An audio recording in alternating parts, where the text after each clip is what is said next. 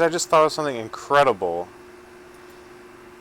For a hybrid car, um, rather than have a full-size engine and then have a bunch of full-size electric motors that can also run the car independently, and then have the engine be off and run off electric motors till the batteries are dead, and then use the gasoline engine once you're out, so that you have the best of both worlds, a full functioning engine and a full functioning electric system, and you use the electric for as long as you can until it's done.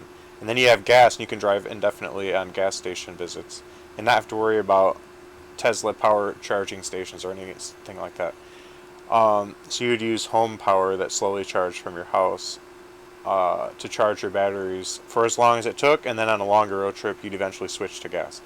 But my proposal is this. Yes, you need gas to support a longer trip, but you don't need a full-size gasoline engine to do so. You could downgrade to a tiny engine, a go-kart engine or whatever, and have that running the entire time. If you anticipate you'll actually need more than what your batteries can provide before getting your next charge application. So let's say you're going on a long road trip, and you know your batteries are going to totally run out, and you're going to need to switch to gas mode. You would then run your small engine the entire road trip, so that engine would run an alternator, which would charge up your batteries while you're driving off of gasoline, so that you would have a depletion of your batteries slowed down by a lot, because they're also charging while you drive. Plus regenerative braking charges them as well. But the idea of using gasoline to run a small engine to charge your batteries while you're driving, so that the batteries are very slowly depleting. Eventually, they might deplete to the point where you would have to literally stop your car and just run the gas engine and watch your batteries slowly charge up. So you would have to stop maybe sometimes, not at a charging station, but just stop and let your gasoline engine run until your batteries slowly charge up enough to begin driving again. But the smaller engine would just be a charging engine. It would not be an engine that drives your car. And that engine could also be in charge of keeping your transmission primed, assuming you didn't replace the transmission. I mean, you could just get rid of the transmission at this point. Wow, if you got rid of the transmission and the engine, but you still used a motor, and you could still use your main computer of the car for OBD testing purposes and maintaining all the other systems like the hydraulic brakes, the power steering, all that stuff, you would use a smaller motor to maintain all those things with a little mini serpentine belt that still keeps your water pump moving, your oil pump moving, your power steering moving, keeps your transmission primed, but you'd not need a transmission, so never mind. You would have no transmission. You would have no crankshaft. But you would just use a small motor with a small serpentine belt to keep all the stock systems operational, and that would give you a huge amount of space and weight savings in your engine bay, which then you could replace with batteries or your electric motors if you wanted to put them there. But I'd say just fill it with batteries there. Stick the electric motors in the back near the rear wheels where you can connect, and it'll be rear wheel drive. I mean, unless if you could put a giant electric motor in the front of the vehicle and stick with the front wheel drive. You could connect that up to your transmission as well, treating that electric motor as your new engine and using the normal crankshaft and the normal transmission and having an automatic transmission still.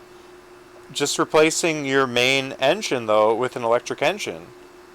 And because the electric engine would be a lot smaller than your main engine, you would still have a lot of extra room in the front to put the small charging engine and your electric engine where the normal big engine would have been. And I think there would be additional room left over even aside from that for some batteries there. But that's optional. I mean, you could still, like I said, put the batteries in the roof of your car and raise your car and then put the batteries bolted to the bottom of the car to the frame. And you'd still use an exhaust system and everything because you're still using a motor, but it's just a charging motor. So I think that's the best way to do this, guys. And I'm going to add that to my notes. I think that that is just a brilliant solution. So let's go ahead and add that. I'm going to go ahead and do it that route. Wasn't another plan. It was just me revolutionizing the way I'm going to do my hybrid car project, which I already announced. Basically, I'm getting rid of the engine and transmission, and I'm just going to have a miniature engine I'm going to put in, whose job is to convert gas to battery life. And then the whole car will just be run by electric. But I'll have a little motor that's just a gas to electric converter, so that you will never have to stop at a charging station. But even that will not kick in unless you know you're going to eventually need it, and you optionally turn it on, because you want to keep your batteries topped off for a long road trip, and you don't have any intention of stopping at a electrical recharge station, because it's not available as an option for you, because you are not a Tesla, part of the Tesla charging network or whatever. So you can't supercharge your car at high speeds from a super powerful charging source. And this way you can stop at normal gas stations to keep your car on the road. And that's actually how my brother-in-law, Pablo, that's how his car works. I believe it's a Prius, an electric Prius or something. I'm not sure. But it's a hybrid, and that's how it works. It just has a small electric motor that's not for driving the car. That motor is only for charging the batteries. So I'm going to do it the same way. That's actually the best way to do it. And you're still going to run off of free electric from your solar panel at home, and you still don't have to pay for gas ever, unless if you ran out of battery life.